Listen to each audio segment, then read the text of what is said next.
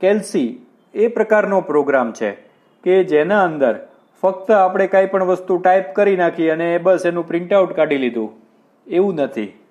આના અંદર આપણે જે કાંઈ પણ ડેટા એન્ટર કરીએ છીએ તો એના ઉપર ગણતરી કરી અને એનો આઉટપુટ આપણે જોઈતો હોય અને પછી એનું પ્રિન્ટઆઉટ કાઢતા હોઈએ છીએ. હવે આ બધી ગણતરી કરવા માટે એક્સેલની અંદર અથવા તો કેલ્સીની અંદર કેટલા બધા ફંક્શન્સ આપવામાં આવ્યા છે. ફંક્શન્સ એટલે વિધેય આપવામાં આવ્યા છે. આપણે જો એનો સારી રીતે ઉપયોગ કરીએ, એ કયા કયા વિધેય છે સમજીએ, તો જ તે આપણે ઓફિસ યુઝમાં એક્સેલનો મહત્તમ રીતે સારી રીતે ઉપયોગ કરી શકીએ.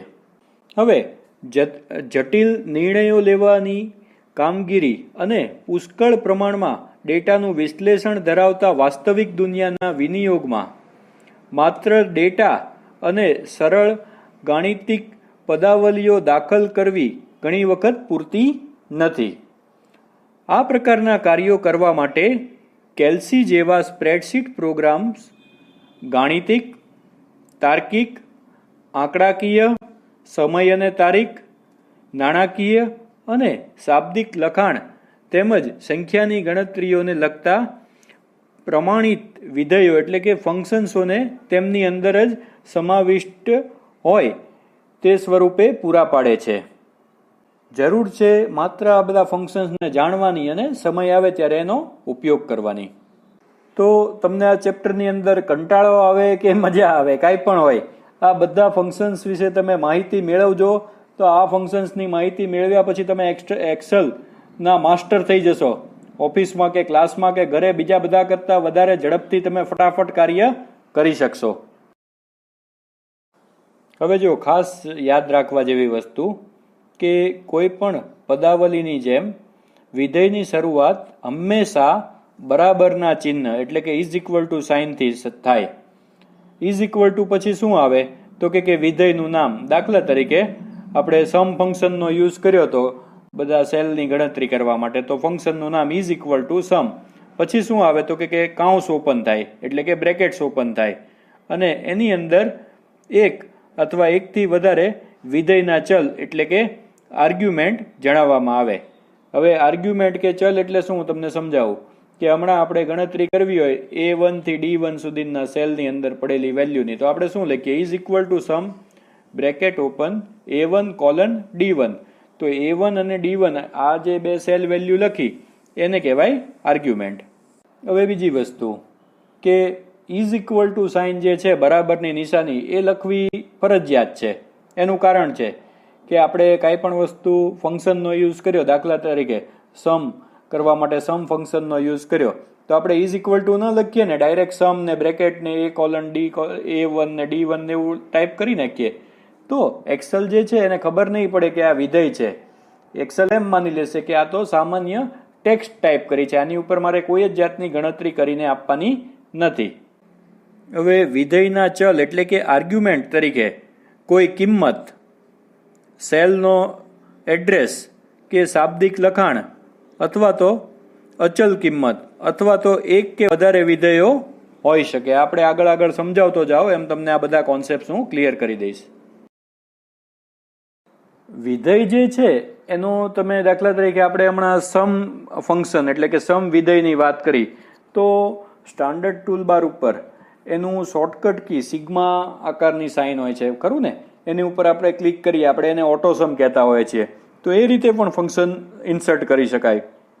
અથવા તો જો આપણે સિસ્ટમેટિકલી ફંક્શન ટાઈપ કરવા જઈએ સેલમાં, તો પછી એ રીતનું લખાય કે is equal to sum bracket open અને જે વેલ્યુની સરવાળો કરવો છે એની સેલ રેન્જ લખી નાખવાની એટલે કે A1 કોલન A10.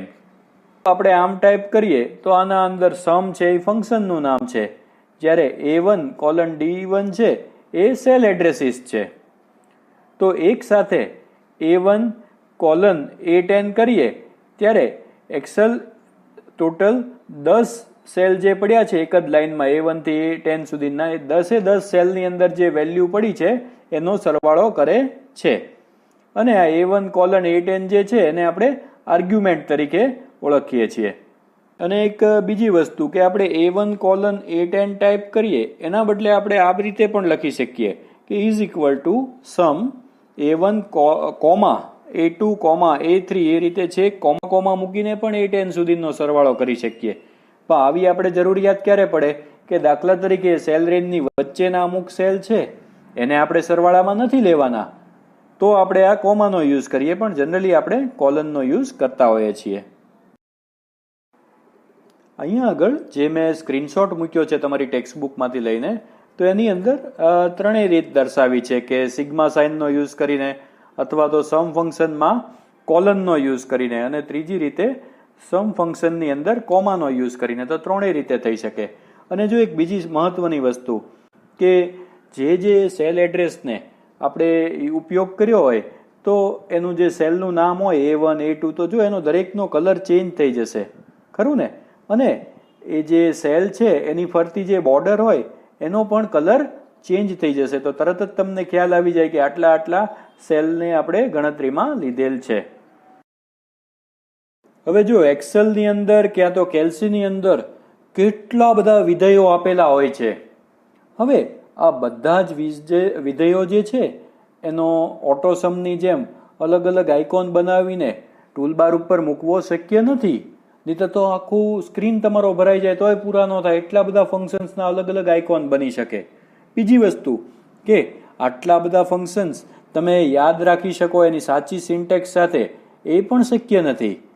તો એના માટે આપણે એક્સેલની અંદર એક ફંક્શન વિઝાર્ડ નામનું તમને ઓપ્શન આપેલું હોય છે, જેના અંદર બધા જ ફંક્શનો જુદી જુદી કેટેગરી પ્રમાણે ગોઠવેલા હોય છે. તો ફંક્શન વિઝાર્ડ કઈ રીતના ખોલવું એ તમને સમજાવી દઉં. તો પહેલી જે રીત છે એ છે કે તમે ઇન્સર્ટ મેનુ ઉપર ક્લિક કરો અને પછી ફંક્શન ઉપર ક્લિક કરી દો. અથવા તો બીજી ટેકનિક જે આપી છે Ctrl+F2 એનીથી ખુલે એવું ટેક્સ્ટબુક વાળા કહે છે. મેં પ્રેક્ટિકલી ટ્રાય કરી જોઈ છે, એક્સેલમાં એનીથી કાંઈ થતું નથી. અને ત્રીજી ટેકનિક જે છે એ છે પ્રેસ ફંક્શન વિઝાર્ડ કી, એટલે કે ફંક્શન વિઝાર્ડ નામની જે શોર્ટકટ કી આપી છે એના ઉપર ક્લિક કરો તો પણ ફંક્શન વિઝાર્ડ ખુલી જશે. તો હવે ફંક્શન ઇન્સર્ટ કરવા માટેની બે મેથડ છે. એક છે ઇન્સર્ટ ફંક્શન, ઇન્સર્ટ મેનુ ઉપર ક્લિક કરીને ફંક્શન ઉપર. હવે જો કોઈ પણ જગ્યા આ રીતે લખ્યું હોય અને 3 ડોટ્સ હોય, આ રીતે 3 ટપકા, તો એનો અર્થ એમ કે એક મોટું ડાયલોગ બોક્સ ખુલશે. તો અહીંયા ક્લિક કરવું એટલે આવું ડાયલોગ બોક્સ ખુલી જાય. હવે બીજી વસ્તુ કે ફંક્શન ઇન્સર્ટ અહીંથી પણ થાય. જો અહીંયા સિગ્મા સાઇન છે, એની બાજુમાં એક નાનકડો ડાઉન એરો કી છે, આના ઉપર ક્લિક કરું અને મોર ફંક્શન્સ ઉપર ક્લિક કરું તો પણ આ જ વસ્તુ ખુલશે. તો આ જે ડાયલોગ બોક્સ ખુલ્યું એનું નામ છે ઇન્સર્ટ ફંક્શન. ઇન્સર્ટ ફંક્શનની અંદર મોસ્ટ રિસન્ટલી યુઝડ, આપણે જે હમણાં જે ફંક્શનનો યુઝ કર્યો હોય ને એ ફંક્શન્સ બતાવશે. હવે અહીંયા આગળ મને કોઈ પણ ફંક્શનનું નામ ખબર છે ને મારે એનો યુઝ કરવો છે, તો હું ડાયરેક્ટલી અહીંયા ફંક્શનનું નામ ટાઈપ કરું તો એ ફંક્શન આવીને ઊભું રહેશે. દાખલા તરીકે હું ટાઈપ કરું કાઉન્ટ અને એન્ટર કી દબાવું તો જો કાઉન્ટ ફંક્શન અહીંયા આવી જશે, અને હું ઓકે કરું તો એ ફંક્શન વર્ક કરવાનું સ્ટાર્ટ કરશે. પણ એ પહેલાં હું તમને બીજી વસ્તુ શીખવાડી દઉં કે અહીંયા આગળ આપણે મોસ્ટ રિસન્ટલી ફંક્શન હતા ત્યાં આગળ તે આ ડ્રોપડાઉન એરો કી ઉપર ક્લિક કરો તો એ તમને જુદી જુદી રીતે બતાવશે કે ઓલ એટલે કે દરેક ફંક્શન તમને બતાવશે. જો અહીંયા બધા જ ફંક્શન્સ આવી ગયા, ખરું ને? પછી ફાઇનાન્શિયલ ઉપર ક્લિક કરો તો ફાઇનાન્શિયલ ફંક્શન બતાવે. તો જુદી જુદી કેટેગરી છે એના ઉપર ક્લિક કરવાથી એ કેટેગરીના ફંક્શન્સ તમને એ બતાવશે. સારું, હવે અત્યારે મારે આમાં આગળ નથી કરવાનું. હવે હું તમને તમારા ઘરે જે કમ્પ્યુટર હોય એમાં કઈ રીતે આ ફંક્શન્સનો યુઝ કરવો એ શીખવાડી દઉં. તો તમારા ઘરે આવું એડવાન્સ વર્ઝનનું એક્સેલ હશે, તો એના અંદર તમારે છે ફોર્મ્યુલાઝ નામનું મેનુ, એના ઉપર ક્લિક કરો એટલે આ રીતે બધા ફંક્શન્સના નામ આવી જશે કે recently used, financial, logical, text, એ રીતના. અને અહીંયા ક્લિક કરો ઇન્સર્ટ ફંક્શન ઉપર તો આ ઇન્સર્ટ ફંક્શન ડાયલોગ બોક્સ ખુલી જશે. તો આ 2003 વર્ઝન જેવું અથવા તો કેલ્સી જેવું વર્ઝનનું તે આ ઇન્સર્ટ ફંક્શન ડાયલોગ બોક્સ ખુલી જશે.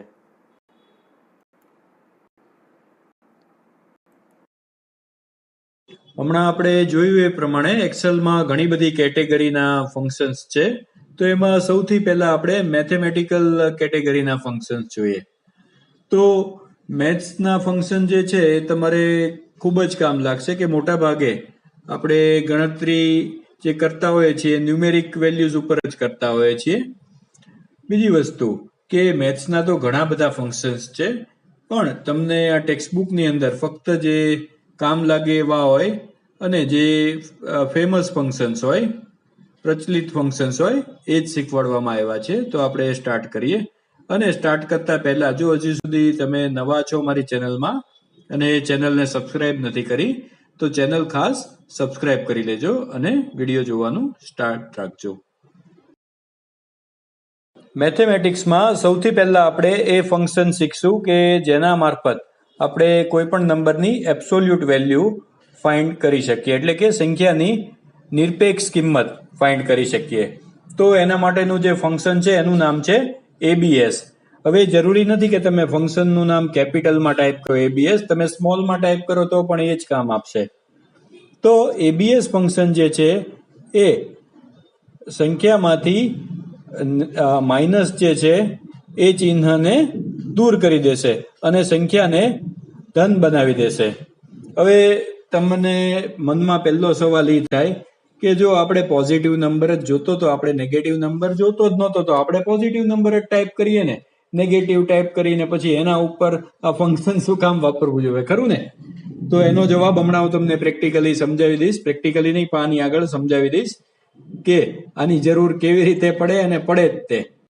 હવે બીજી વસ્તુ કે આનું આ જ ફંક્શન જો આપણે કોઈ પણ 0 અથવા તો પોઝિટિવ નંબર ઉપર આપીએ તો એનું રિઝલ્ટ એનું એ જ રહે, એમાં કાંઈ ચેન્જ કરે નહીં, એને કાંઈ નેગેટિવ ન બનાવી દે. હવે એની સિન્ટેક્સ એટલે કે એને લખવાની વાક્ય રચના કઈ રીતની છે, તો જેમ બધા ફંક્શનની હોય એ જ રીતે ઇઝ ઇક્વલ ટુ ફંક્શનનું નામ એટલે કે ABS, બ્રેકેટની અંદર n એટલે n એ સંખ્યા છે કે જેને તમારે પોઝિટિવ કરવી છે. ચાલો તો પછી તમને ઉદાહરણ દ્વારા સમજાવી દઉં કે આની જરૂર ક્યારે પડે. તો જ્યારે તમારે ફક્ત ધન સંખ્યાની જ જરૂર હોય છે તે સમયે ABS વિધેય ઘણું ઉપયોગી થાય છે.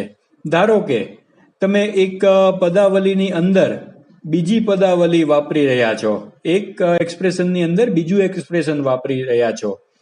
આ સમયે કેલ્સી સૌ પ્રથમ અંદરની પદાવલીની કિંમત શોધશે અને પછી અંદરની પદાવલીની કિંમતોનો ઉપયોગ બહારની પદાવલીમાં એક ચલ એટલે કે આર્ગ્યુમેન્ટ તરીકે કરશે. પણ ધારો કે બહારની પદાવલી એ એવી છે કે જેમ કે વર્ગમૂળ છે, જે ફક્ત પોઝિટિવ કિંમતને તે માન્ય ગણે છે.